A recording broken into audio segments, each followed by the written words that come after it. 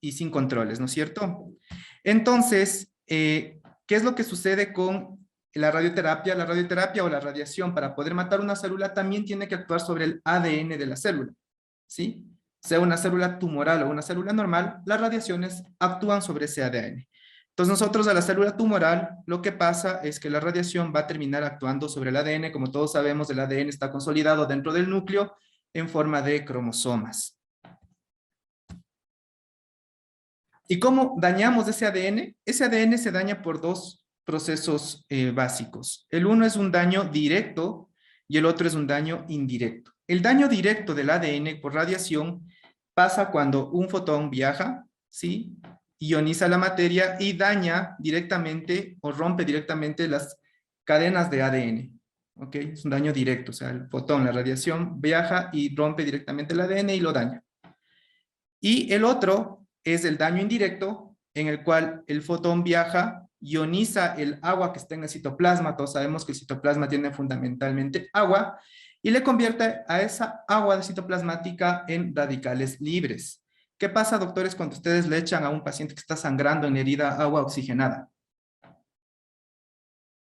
¿Qué les pasa? Suena ch. ¿Y qué más?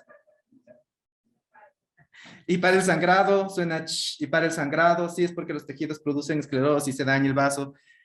Entonces, cuando nosotros generamos radicales libres en el citoplasma, lo que hacemos es que el agua normal se transforma en peróxido de hidrógeno, conocido como agua oxigenada. Esa agua oxigenada viaja al núcleo y ya se imaginan lo que le hace al ADN. Le hace ch, ¿sí? Y se daña.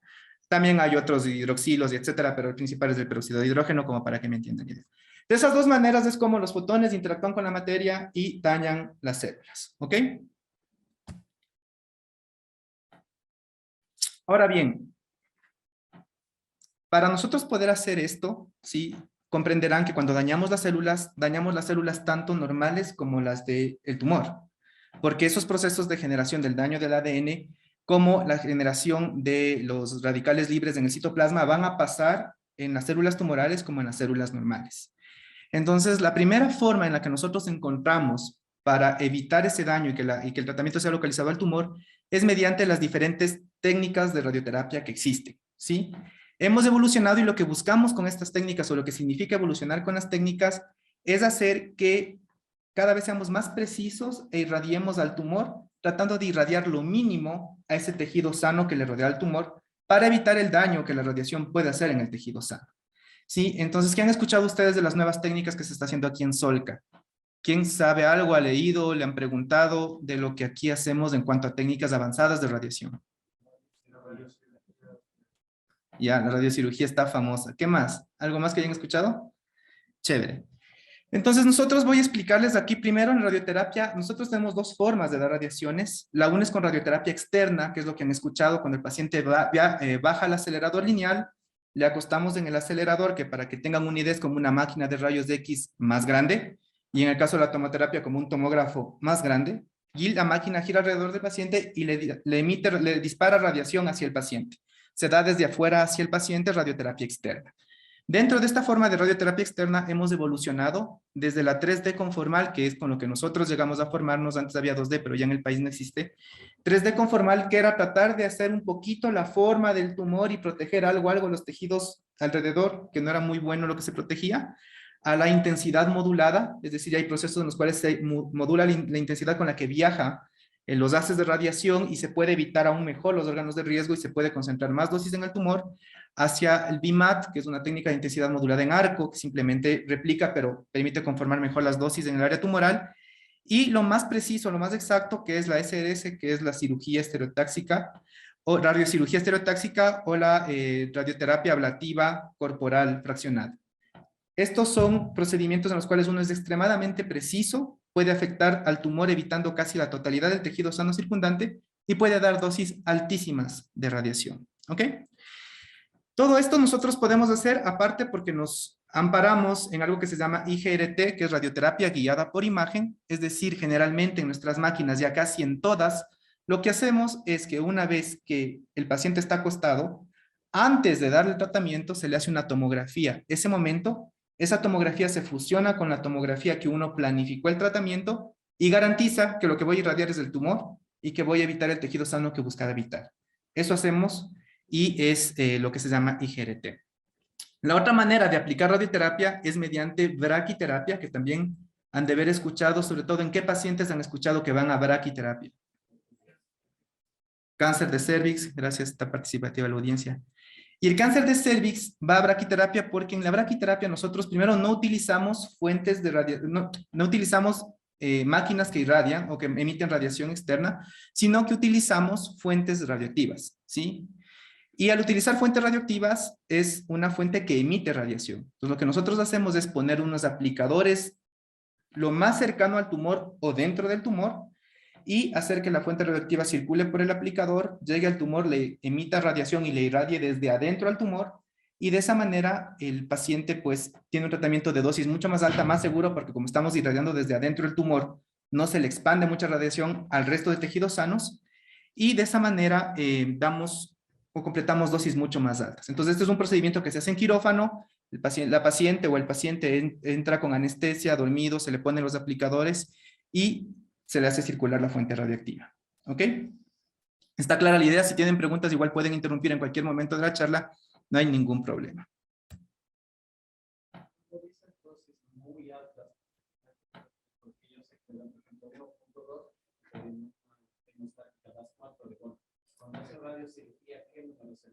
Ya les explico en un cachito. Buena pregunta, Dani, gracias. Y ya les sigo explicando cuando hablo de dosis altas. Entonces nosotros tenemos que entender, y justo acá viene de la mano, el daño celular por radiación se va a producir de acuerdo a la dosis que se entrega. Nosotros generalmente en la radioterapia convencional damos dosis de 2 grays por día, ¿sí? O de 1.8 grays por día. Entonces ustedes van y dividen que cuando uno le programa un service que han de haber leído 50.4 grays en 28 fracciones, si hacen la división 50.4 para 28 da 1.8. Quiere decir que cada día le doy 1.8 grays. ¿Por qué nosotros hacemos ese fraccionamiento y damos así de a poquito de 2 grays por día o de 1.8 grays por día? Porque la forma en la que nosotros encontramos para que el tejido sano resista a la radiación es permitiéndole recuperarse. Una de las cosas que sucede con las células tumorales es que las células tumorales tienen proteínas incompetentes. Tienen un ADN tan caótico que está constantemente mutando, replicándose, que no genera las proteínas suficientemente competentes como para reparar los daños que la radiación le genera al ADN. Las células normales, uno asume que esas proteínas de reparación del ADN están competentes, entonces le da tiempo para que el daño que vamos generando, estas proteínas puedan reparar y por eso va dando radiación de a poquito, mientras que la del tumor asumimos que no puede reparar y se va a morir en algún punto. Eso es lo que sucede. Ahora, ¿qué es lo que pasa? Si yo quiero generar, dando a 1.8 o 2 grays por día el fraccionamiento, es muy probable que muchos tumores necesiten llegar a dosis de 70 grays para poder morir, 78 grays, 76 grays, que son dosis altas, que a pesar de poder dar nosotros de 2 grays por día, el tejido sano de alrededor va a sufrir muchísimo, ¿sí? Lo que hemos visto es que en la gran mayoría de tumores, cuando nosotros podemos dar menos fracciones, pero radiación muy grande por fracción, la muerte celular se acelera, o sea, vamos a generar mayor muerte celular. ¿Y por qué se va a generar mayor muerte celular? Porque hay más daño celular, hay más daño del ADN directo, no dependemos tanto de la mortalidad indirecta, entonces es mucho más probable que mueran las células tumorales, pero para esto tenemos que ser mucho más precisos y tenemos que saber proteger mucho más los órganos de riesgo, porque así como puedo generar más muerte en el tumor, puedo generar más daño en el tejido sano. Entonces, lo que nosotros hacemos hoy en día es buscar maneras de ya no dar 2 grays por día, sino dar 2.6, 3 grays. Y cuando han visto que hacemos tratamientos paliativos, por ejemplo, o hemostáticos, damos 4 grays por día, o 4 grays por fracción, porque sabemos que es una dosis de radiación alta en el momento, que va a generar un daño celular importante. Ya les voy a explicar qué es lo que pasa después. Entonces, eso es cómo se maneja. Para nosotros poder predecir el daño que genera la radiación, utilizamos la dosis equivalente, ¿sí? La dosis equivalente biológica, que es un cálculo de a cuánta dosis equivale ese daño en el tejido sano, y eso le hacemos una comparación al daño que yo generaría dando 2 grays por día. Es decir, todo fraccionamiento que yo utilice, así sea que le voy a dar 4 grays por una fracción, 8 grays, o le hacemos una radiocirugía de 21 grays de una sola fracción, me toca, para poder calcular el impacto en el tejido, hacerle un cálculo a qué hubiese pasado si eso yo le hubiese dado en 2 grays por día. Entonces tenemos comparaciones, por ejemplo, que si es que yo le doy radiocirugía 21 grays de una sola fracción, eso me equivale a 100 grays. ¿Sí? Esos 21 a 100 grays se hubiese dado en 2 grays por día. Entonces la diferencia cuando uno puede hacer un fraccionamiento más corto. ¿Hasta ahí preguntas? ¿Están claros? ¿Están claras con el asunto? Sí, es un poco complicado. ¿Qué irradiamos nosotros? Irradiamos los tumores primarios, ¿sí? No todo tumor se opera y el tumor que no se puede operar tiene que ir a radioterapia, que es el mecanismo en que nosotros encontramos para tratar de hacer un control local de ese tumor. Entonces, el tumor que no se logra operar debe ir a radioterapia, si es que, bueno, a excepción si es que son ya radioresistentes o son patologías que sabemos que no responden bien a la radiación. Irradiamos metástasis también. Creo que los motivos, las interconsultas que ustedes generan, muchísimas vienen por metástasis y para control sintomático, ya voy a hablar sobre las metástasis. Irradiamos lechos tumorales también. Han visto que pacientes que después que son operados salen de la cirugía, lo que hacen es pedir interconsulta a radioterapia o les mandan por consulta externa a radioterapia porque hay que irradiar ese lecho tumoral que se ha operado. Irradiamos también zonas de riesgo de diseminación tumoral. Entonces, ¿cuáles son las principales formas de diseminación tumoral? ¿Cómo un tumor hace metástasis? ¿Quién se acuerda, doctores? Diga, eso, ya. Linfático, sanguíneo ahí y por contigüidad. Entonces, nosotros también sabemos y predecimos por cuáles cadenas linfáticas puede viajar ese tumor. Irradiamos también esas cadenas linfáticas buscando que haya un manejo profiláctico. Entonces, esto es la evolución más o menos. Quiero que se fijen en esta lámina. Nosotros tenemos aquí una radiación en 3D conformal.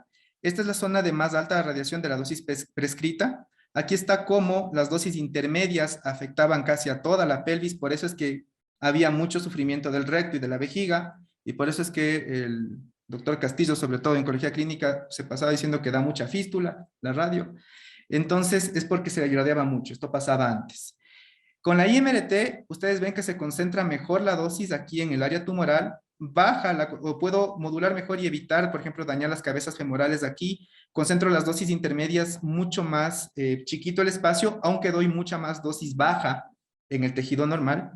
Y esto es lo que hace el BIMAT, concentra mucho, mucho, mucho en la parte del tumor y evita casi toda esa radiación intermedia, esas dosis que pueden afectar importantemente a los órganos de riesgo.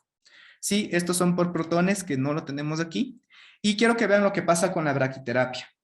Aquí están las agujas puestas en la próstata. Miren cómo se emite la radiación en la próstata, la zona intermedia y la dosis baja. Decae cerquita, casi no se afecta. Y esta parte de acá no tiene irradiación. Entonces, una de las ventajas de la braquiterapia porque estamos irradiando desde adentro. Es decir, le estamos dando radiación desde el propio tumor.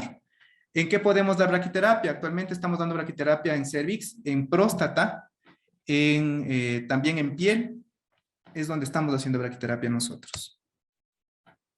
¿Y qué es la radiocirugía? La radiocirugía que ustedes escuchan, ¿por qué puedo ser muy preciso? ¿Por qué puedo llegar? Simplemente hagan de cuenta que un haz de radiación en el acelerador es como una luz de linterna. Ustedes prenden una linterna y sale una luz grande, ¿no es cierto? Que apunta. Un haz de radiocirugía en un equivalente vendría a ser como un puntero láser. ¿Sí? Entonces lo que hacemos nosotros en la radiocirugía es dividir ese haz de radiación en múltiples haces muy pequeñitos que van a circunvalar el tumor y van a concentrar la dosis en el tumor. Pero el tejido de alrededor va a recibir muy baja dosis porque está dividido, es un haz muy chiquito el que les llega, entonces recibe muy, muy baja dosis y más bien todo se concentra o se aglutina en el tumor, esa radiación. Esa es la radiocirugía y por eso es que le podemos dar dosis muy, muy altas y evitar casi el daño al tejido. Entonces, con esta explicación, nosotros en radioterapia podemos dar un tratamiento radical, que es el caso, por ejemplo, cuando ya no son quirúrgicos, que pasa en el cáncer de cervix a partir del estadio 1B2. Esa paciente ya no debería ser operada, sino debería ir a tratamiento radical de radioterapia, quimioterapia y después braquiterapia, ¿sí? También en cabeza y cuello, todo T4, que han visto que ya el tumor invade el hueso, ya tiene muy difícil que hagan una cirugía si no es desfigurante, pues ese tumor va a terminar yendo a radioterapia con una intención radical. Nuestra intención ahí es eliminar el tumor. Una intención adyuvante, es decir, posquirúrgica, el paciente ha sido operado, y lo que queremos es matar cualquier posibilidad de células tumorales que hayan quedado después de la cirugía. Vemos los factores de riesgo en el histopatológico y decidimos hacer una adyuvancia a ese tratamiento.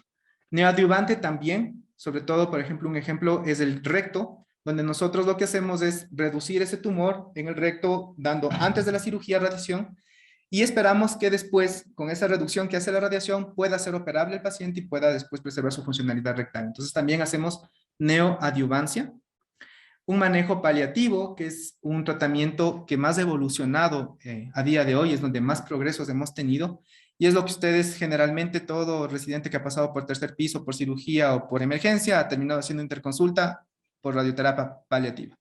¿Qué entra aquí? Control del dolor, sangrados, sintomatología y también hoy en día radiocirugía que les voy a explicar para hacer un control local más importante de las diseminaciones, pero bueno, eso estamos todavía creciendo. Y las emergencias, que esto también es una cápita que quiero topar muy importante. En radioterapia hemos tenido consultas, sobre todo en emergencias, cuando son pacientes que están con hemorragias activas que no logran detener. Creo que todos también han pasado por eso, que sangra ese cuello uterino, consulta radio porque ya cirugía no le quiere operar o no le puede operar. Y también, por ejemplo, los síndromes de vena cava, los síndromes de compresión medular, también son emergencias que se tratan con radioterapia, ¿sí? Entonces son las intenciones del tratamiento que nosotros podemos ofrecer. Pero si bien tenemos todo este tipo de intención de tratamiento, es importante que ustedes comprendan el proceso de radioterapia. Entonces, el proceso de radioterapia empieza en la consulta externa o el médico que va a valorar la interconsulta.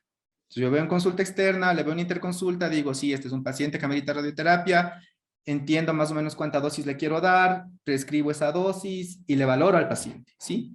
Después del paciente va una simulación, y en esto, doctores, por favor, una simulación es una tomografía que se le hace al paciente con los aparatos y aditamentos con los que va a recibir la radiación y en la posición en la que va a recibir la radiación. Pero es una tomografía. Después yo utilizo esa tomografía para definir y planificar los volúmenes de tratamiento. Esa misma tomografía el físico va a utilizar para hacer la dosimetría de cómo la radiación va a entrar al cuerpo, pero es una tomografía. Nos ha pasado muchísimo que el paciente le han hecho la simulación y después nos interconsultan porque dicen que ya está recibiendo tratamiento. Nos ha tocado pelear porque no es que ahí está hecha la simulación. No, es una tomografía. Una simulación es una tomografía, nada más. Eso es simulación, ¿sí? Como les expliqué, con esa tomografía viene la planificación médica, que es definir los volúmenes que quiero tratar y los órganos que quiero proteger. O sea, yo en una tomografía defino este tumor quiero tratar con tanta dosis, estas áreas quiero tratar con tanta dosis y estos órganos quiero proteger, sí, básicamente. La dosimetría y planificación física, el físico hace que la distribución de la dosis con algoritmos de cálculo, cómo entra la radiación, cómo se va a distribuir y todo lo demás, hace los cálculos. Después nos sentamos juntitos, el físico y el médico, que creo que las estudiantes de física nos han visto sentados juntitos, aprobando el plan. Entonces el físico dice, conseguí esto, uno le dice, está bien aprobado, o bájame estos valores de estos órganos, o confórmame mejor la radiación. Ahí uno se sienta a discutir con el físico para aprobar. Viene el control de calidad, donde el físico básicamente se asegura de que la máquina, que el acelerador vaya a hacer lo que le dice la computadora. Porque también yo puedo tener maravillosamente bien el plan en la computadora y si no está eso, hecho un control de calidad, donde está bien calibrado, va a disparar otra cosa y no es la idea. La verificación, es decir, el paciente baja, le acostamos en el acelerador, tomamos una tomografía, comparamos, fusionamos, vemos que la tomografía del momento del tratamiento coincida con la de la simulación y eso es a lo que les llamamos verificación y de ahí se le da el tratamiento. Entonces es un proceso largo, es un proceso que significa muchísima dedicación y que usualmente nos toma entre 2 semanas en un paciente normal. Entonces, cuando ustedes nos piden una emergencia interconsultada por esto, nos toca hacer todo este proceso en 2, 3 horas. Y eso también es importante que aprendan a pedir una emergencia cuando realmente amerita, porque cuando no es de emergencia y nos han pedido, le quitan posibilidad de tratamiento a un paciente que lo necesite porque nos toca apretar toditas las agendas y acomodar todo lo que pasa en el servicio. El proceso en la braquiterapia es muy similar, con la diferencia que aquí nos toca hacer una valoración preanestésica. El paciente va a valoración para anestesiólogo porque le van a dormir, va a estar sedado, se interna en hospital del día, colocamos los implantes y va igual al tomógrafo, planificamos, hace la dosimetría, planificación, se aprueba, se trata y se va a la casa. Generalmente los procedimientos de braquiterapia son en hospital del día, a menos que por ahora hayamos decidido dar unas 2 fracciones a día seguido que se quedaría hospitalizada, pero es muy, muy, muy raro. ¿Sí?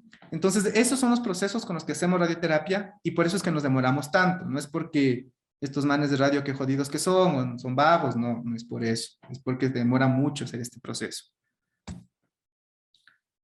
Entonces, estas son imágenes de una paciente que está planificado. Aquí quiero que vean cómo está definido el páncreas, se está protegiendo el páncreas. Aquí está en rojo la zona del PTB, que es lo que yo quiero irradiar. Con la dosis más alta se podría decir, este es el tumor. Aquí estoy protegiendo la aorta, la cava. Los riñones están definidos, o el riñón en este caso, el riñón derecho se está definiendo.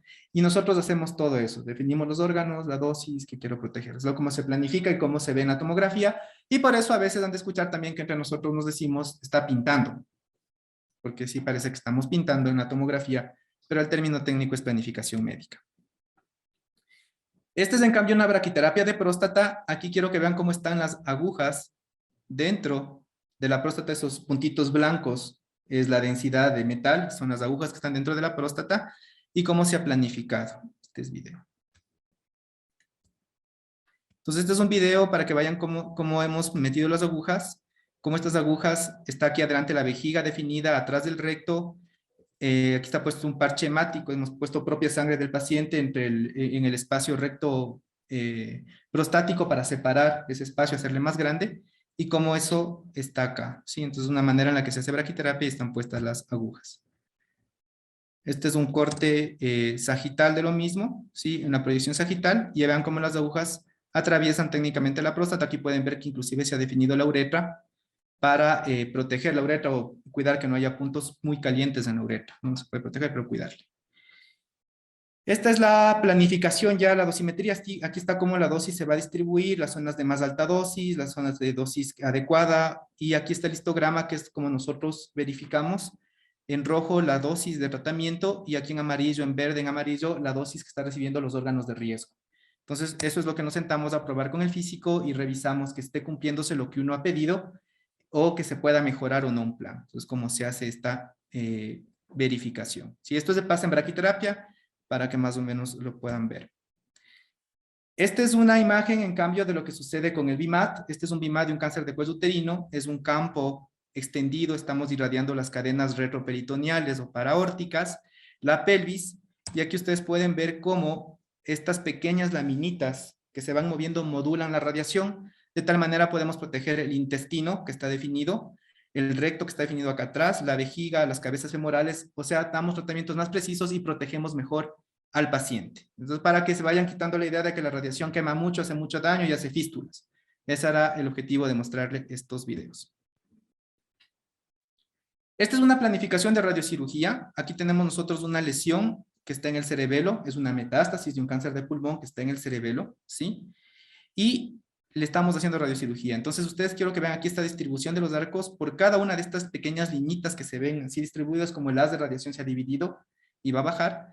Y acá está que primero garantizamos, este es un control de calidad, donde vemos que el acelerador va a hacer lo que la computadora le pide y está simulando primero con una cabecita virtual. O sea, hacemos como que, esa es la reconstrucción tridimensional de la tomografía de la cabeza del paciente, y vemos que el acelerador cumpla y vaya dando los haces que uno ha planificado, y eso se encarga el físico. Entonces, el trabajo en radioterapia, aparte de ser un trabajo multidisciplinar con el oncólogo clínico, con el cirujano oncólogo, también es un trabajo multidisciplinar entre nosotros. Trabajamos con físicos médicos, con licenciados en radiología que hacen de operación de máquinas en radioterapia, que son los que se conocen como radioterapistas realmente, con la enfermera, con los auxiliares de medicina. Es un trabajo multidisciplinario en todo sentido.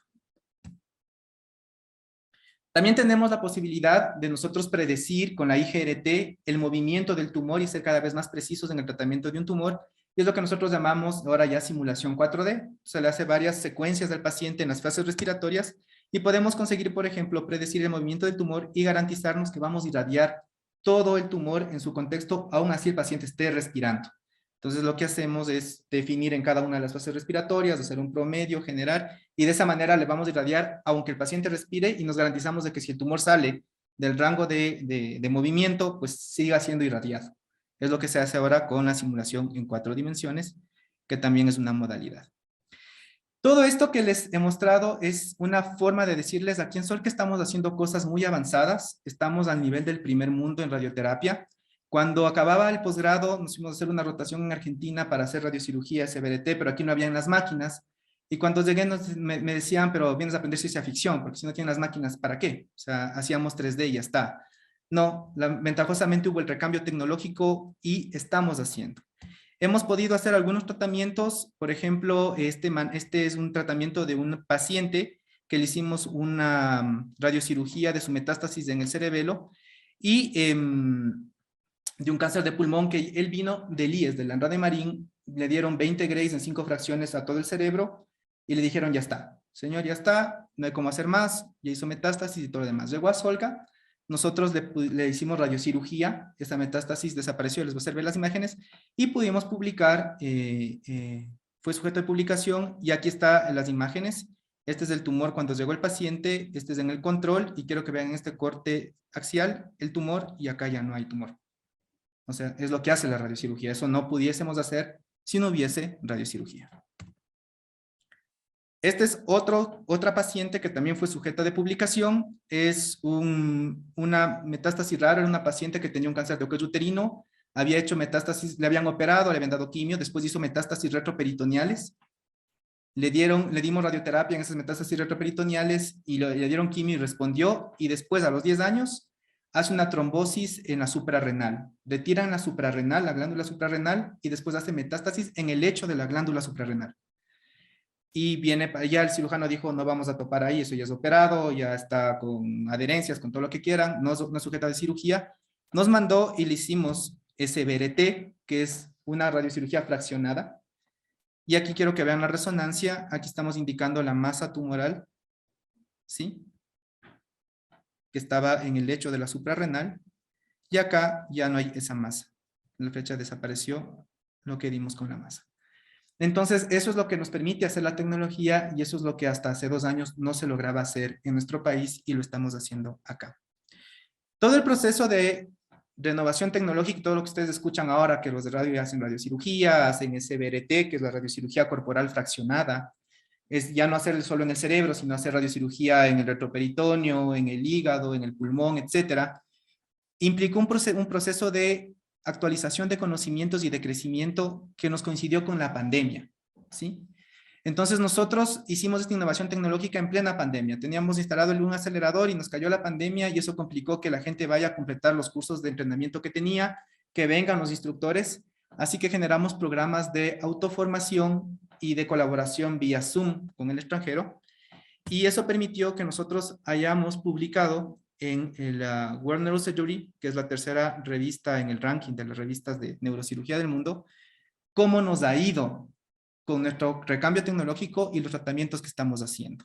¿Sí? Nos reconocieron, nos dieron el honor de publicarnos, y aquí es como hemos ido evolucionando y cómo este proceso se llevó a cabo desde el 2018 hasta el 2021 para poder llegar a lo que en la fecha de la publicación teníamos, que era 15 radiocirugías del sistema nervioso, todas de metástasis, que es lo que usualmente tratamos hoy en día. Y de ahí hemos tratado columna vertebral, metástasis en columna vertebral, pulmón, próstata, retroperitoneo. Entonces hemos tenido un conjunto de avances y de poder hacer cosas que antes no soñábamos hacer. Esto, ¿por qué les presento? Es para que ustedes, por favor, doctores, cuando tengan pacientes, manden a Solca, nos manden o nos automanden. Porque nos ha llegado pacientes con hojas de referencia para irse a España, a Estados Unidos, hacer tratamientos que hacemos aquí. Con lo que sucedía en el Eugenio Espejo mandaba a los adenomas hipofisiarios a hacer Gamma Knife en Guayaquil, ¿sí? Y el problema es que Gamma Knife es una máquina que hace radiocirugía, la técnica es radiocirugía. Entonces, cuando yo hablé con el endocrinólogo del Eugenio Espejo, después de casi un año de que nosotros ya hacíamos radiocirugía, me dijo, pero Doc, es que mandamos Gamma Knife a Solca y nos rechazan. Es que obvio, no tenemos Gamma Knife, hacemos radiocirugía con acelerador. Entonces, esta charla es para que ustedes sepan y puedan referir y decir, cuando vayan a algún otro hospital a hacer sus posgrados, donde quiera que vayan, doctores en Solca, Quito, sí pueden hacer radiocirugía, no manden a Guayaquil, no manden a Estados Unidos, no manden a España. Los de Quito lo están haciendo, y lo están haciendo bien, nos ha ido bien. Ahora, ¿qué es lo que sucede y por qué yo puse esta diapositiva? Las células tumorales usualmente van a morir principalmente por apoptosis, ¿sí? Tenemos, básicamente, la radiación genera algunos mecanismos de mortalidad celular. La apoptosis es la más importante, necrosis, senescencia, deja de reproducirse, autofagia y también por catástrofe mitótica. Es decir, esos son los mecanismos en los que la radiación mata a las células tumorales. En ninguna de esas dice magia inmediata. ¿ya? ¿Y por qué les digo magia inmediata? Porque nos pasa muy comúnmente que el paciente está con un sangrado en sábana y quieren que le demos radio para parar ese sangrado. Ustedes saben, por biología molecular y por toda su formación como médicos, que cualquiera de estos procesos, apoptosis, necrosis, senescencia, autofagia o catástrofe mitótica, necesita de algunos días para que se lleve a cabo. No es algo que yo voy a poder tratarle a los 2 minutos que le di la radiación, que eso pare. Entonces no es inmediato. Si ustedes tienen un sangrado en sábana, lo más adecuado sería que valore un cirujano y haga un camp de las arterias que están produciendo ese sangrado en sábana, no la radio, ¿sí? Porque sí nos ha pasado eso y por eso les pongo esta diapositiva. Así es como mueren las células tumorales. En ninguna aparece ni magia ni nada por el estilo que elimine inmediatamente la célula causante del sangrado. Por si no me creían con esa diapositiva, este es un estudio también donde se presenta a los días a los cuales uno ya genera daño en el endotelio y ese endotelio es esclerosa y uno puede decir que hizo que pare el sangrado y se demora 4 días más o menos. Entonces, cuando su tratante, ustedes estén en la emergencia, en el piso y les diga, ve, está sangrando, dile al de radio que le dé ahorita, le dicen, doctor, demora 4 días. Veamos mejor si cirugía nos quiere dar una manito. Si es un sangrado que ya es un poquito crónico, que tiene varios días que está sangrando, que ustedes saben que no se va a morir ese rato por el sangrado y no va a caer en coma el paciente o en shock hipovolémico, pues sí vale la pena mandar a radio. Yo sé que me puede esperar los 4 días hasta que eso haga esclerosis y parará. Pero si es una emergencia con riesgo de shock hipovolémico, por favor, sean luces para sus tratantes. Y aquí también está un poquito el impacto que genera la radiación a la dosis. Miren cómo con 10 grays la mortalidad o el daño endotelial baja radicalmente de lo que demoraría en morir un endotelio normal, ¿no? Entonces también la importancia de la magnitud de la fracción que nosotros damos con radiación. Ahora, esta diapositiva es este cuadrito, esta imagen es una imagen de un estudio bien viejito, pero hay cosas en radiación que tienen su validez y que son bien antiguas. Este estudio es del 82, pero es uno de los pocos en los que muestra claramente la sensibilidad a la radiación. Aquí está medido en rads, en ese tiempo no se utilizaba el Gray, pero el rad es el equivalente al centigray, o sea, a la centésima parte. Y lo que nosotros hacemos aquí es determinar cuáles son los tejidos más sensibles a la radiación y a qué dosis de radiación es esa sensibilidad. Entonces les ponía esto porque aquí explicamos también por qué es que nosotros cuando tenemos masas de linfomas, por ejemplo, que es tejido hematológico, que son linfocitos, responden muy bien y bajan al vuelo y se hacen chiquitas al vuelo o desaparecen y dicen, chuta, bien, funcionó, ¿sí? Pero ¿qué pasa, por ejemplo, cuando nosotros tenemos tumores de cabeza y cuello, boca, faringe y esófago, o los sarcomas que vienen derivados del hueso? Vamos a necesitar dosis muchísimo más altas y mucho más tiempo de tratamiento para que eso responda. Entonces también un concepto, no todo tejido responde igual, no todo cáncer va a responder igual a la radiación, y por eso es que también tenemos cánceres en los que todavía nosotros decimos cuando nos interconsultan, es un tumor que no se va a beneficiar de radioterapia, véanle otra opción. Entonces no es por malos, no es porque qué bestia estos manes, no, es porque sabemos que si le voy a dar 70 grays para que responda ese tumor y el paciente está caquético, mal alimentado, desnutrido, con sus mucosas de hecho pedazos, ¿para qué? O también es el motivo, ya que está aquí el Dani, que uno sube corriendo, ve dañas de una gastros, ayúdame. De alimentación, le voy a dar en cabeza y cuello, es probable que este paciente a los 40 grays esté con sus mucosas hecho trapo, y como está hecho trapo no puede comer, se deshidrata, viene a la emergencia. Entonces, una manera de las que nosotros evitamos eso es también teniendo medidas de apoyo, ya prediciendo el daño que se va a generar. Y ahora vamos a los efectos adversos. Finalmente, los efectos adversos van a depender del sitio de tratamiento, de la dosis, de las comorbilidades y de si hay o no concurrencia, ¿sí? Del sitio de tratamiento, la radiación, doctores, no da un efecto adverso generalizado. O sea, no es que el paciente que le damos radio en la pelvis viene con tos y es por la radio. No, la radiación está en la pelvis. No es que la paciente que le estamos irradiando la mama viene con dolor de cabeza y es por la radio, viene con convulsiones y es por la radio. No. Hay que buscar una causa de esas convulsiones porque la radio no es. Entonces, primero, el efecto adverso de la radiación es localizada al sitio de tratamiento. Entonces, cuando ustedes llega un paciente con radioterapia, vean qué estamos irradiando, qué sitio estamos tratando, ¿sí? Si es la pelvis, si es el abdomen, si es el tórax, si es la cabeza, para que puedan terminar. Llega el paciente que está siendo irradiado el cráneo con diarrea, la radio. No, si la radio no da diarrea, no se baja de la cabeza al colon. De la dosis, igual. uno para esperar efectos adversos en la radioterapia tiene que acumular cierta dosis. O sea, no es dable que un paciente con la primera sesión venga con diarrea y digan, ya la radio. O sea, con 2 grays casi como haber sido un fin de semana a la playa. Entonces, no, de irradiación solar.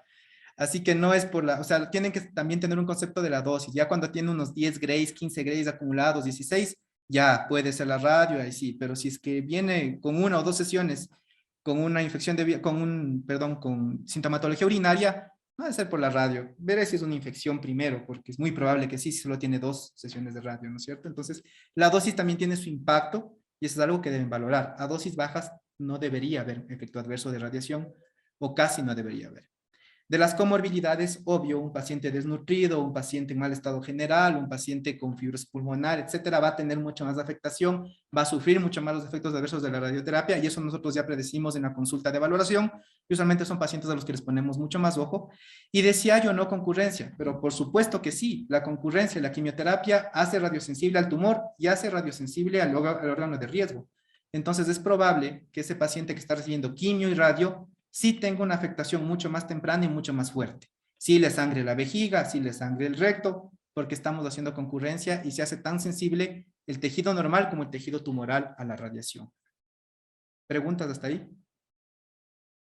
Chévere. Ahora bien, las toxicidades de radiación en el primer mundo, en los países de veras, usualmente los manejan las enfermeras, ¿sí? Porque las toxicidades de radiación, al ser localizadas y ser usualmente dosis dependiente, ya tienen una predicción. La radiodermitis, las mucositis, la cistitis, en las primeras fases son manejadas por enfermeras, porque solo necesitan medidas de control local. O sea, una radiodermitis en las primeras fases, lo que yo debo hacer es darle hidratación o corticoide tópico, no más. Ese es el tratamiento para una radiodermitis. Una mucositis, enjuagues magistrales, medidas de aseo local y se acabó. O sea, no necesito drama para controlar eso. Una cistitis, tomar más líquidos, al paciente aconsejarle que no se aguante las ganas de orinar, que esa vejiga no esté en constante presión de distensión y se acabó. Entonces nosotros lo que sabemos es que en el mundo, primer mundo manejan las enfermeras porque son medidas locales, de tratamiento local, medidas de alivio local, no necesitan intervención farmacológica, ¿sí? Aquí en el Ecuador usualmente no pasa y termina siendo sujeto de interconsulta al residente de radio o al tratante de radio por cosas que deberían ustedes manejar. Todas las guías de manejo de las toxicidades por radiación son generalmente publicadas por los colegios de enfermeras de Estados Unidos o de Europa. Y lo que nosotros hacemos aquí en la toxicidad es lo que pasa en todo toxicidad generada también por quimio, clasificar del 1 al 4, desde la fase más leve de la toxicidad hasta la más importante. Las fases 1 y 2 deberían ser manejadas por ustedes como médicos residentes asistenciales o por enfermería. Y ya el 3 y el 4 consultar al médico especialista. Y tenemos diferentes escalas para valorar RTOG, el Instituto Nacional del Cáncer, y eso va a depender de dónde nosotros estamos irradiando para ver esa clasificación. Les recomiendo consultar esas tablas. Finalmente, nosotros vamos a tener que la sintomatología va a depender de la dosis, sí, pero es un efecto probabilístico. No todo paciente va a tener toxicidad, porque hay solo la probabilidad de que le dé la toxicidad. Las dosis a las que nosotros irradiamos y tratamos a los pacientes solo permite tener efectos probabilísticos. Es decir, hay una probabilidad de que se afecte. Ya que hay pacientes que tienen la misma dosis de radiación, tienen los mismos días de tratamiento, la una está sangrando la vejiga y la otra no le pasa nada. Entonces es porque es una probabilidad, ya depende del sistema inmune de la paciente, de su sistema general, ¿sí? Ya en dosis más altas, como las de la radiocirugía, sí tenemos un efecto determinístico. Quiere decir que yo pasé un umbral de dosis y esa sí se va a morir. Esa célula se muere porque se muere. Entonces tenemos que ser mucho más precisos porque sí, si es que yo le doy radiocirugía a un cachito de cerebro sano, ese cachito de cerebro sano se muere igual que el tumor. Entonces eso ya es determinístico y sabemos que sí o sí se muere. Entonces hay que proteger, ¿ok? Y listo, lo que les decía, el estadio 3 y 4 requiere un manejo multidisciplinario. Esa es toda la charla que les tenía. No sé si tienen preguntas o dudas o cualquier inquietud, estamos abiertos a responderles. Doc. Con respecto a la edad, ¿hay alguna edad límite para comenzar la radioterapia en pacientes pediátricos, por ejemplo? Muy buena pregunta, Doc. Gracias. Excelente pregunta. Espero que aquí estén residentes de pediatría. Los pacientes pediátricos tienen el problema que tienen cartílago en crecimiento, ¿sí? Tienen tejidos linfáticos en desarrollo, y ellos son muy susceptibles a los efectos de la radiación. Primero, para ellos irradiar van a dosis más bajas. Y segundo, si tenemos límites de edad. O sea, si sabemos que son pacientes, por ejemplo, de un año y medio, tratamos de evitar irradiar al máximo porque son pacientes que están todavía desarrollando sus tejidos inmunológico, cartilaginoso, neurológico, que todavía está en desarrollo. Entonces, como que hablamos con pediatría y decimos, denle un poco más de quimio, sostengan la quimio y denle un chance al paciente para que crezca un poquito más y podamos irradiar, ¿sí? Entonces, generalmente a pacientes menores de un año no irradiamos por nada del mundo, ¿sí? Por nada del mundo, son pacientes a los que no vamos a irradiar. Pacientes de año y medio, tal vez, ya si es que es extremadamente necesario, pero también lo evitamos. Y a partir de los 3 añitos ya es como que un poco más seguro, ya irradiamos con más tranquilidad y hay protocolos hasta de irradiación, pero las dosis son mucho más bajas y un fraccionamiento mucho más bajo. Fraccionamos 1.2 Grays día, 0.8 Grays día, o sea, hacemos un ajuste de lo que damos de radiación. Sí, entonces eso pasa con pediatría, doc. ¿Alguna otra pregunta? Ya, gracias, doctora. Los factores de riesgo que nosotros determinamos, gracias por su pregunta, muy buena. Principalmente nosotros utilizamos el reporte histopatológico, o sea, es nuestro decidor de dar o no dar radioterapia. Entonces, usualmente lo que nosotros vemos es grado de diferenciación celular, vemos la presencia de invasión linfovascular, perineural, los márgenes, esto es muy importante, gracias, doc. Nos pasa muy a menudo que operan al paciente, mandan la pieza quirúrgica y no mandan los márgenes. Para nosotros poder irradiar hay que saber que tenemos márgenes que son muy importantes. Entonces, márgenes, estirpe celular, si es que hay focos in situ, si es que es multifocal, si es que es unifocal. O sea, todo eso que nos informa es de utilidad para decidir dosis y tratamiento. Pero los márgenes es algo que usualmente nos toca siempre pedir que por favor nos digan los márgenes de resección, porque ese es un factor muy importante para decidir la radio. Entonces, es una de las cosas más importantes en el histopatológico. ¿Alguna otra pregunta?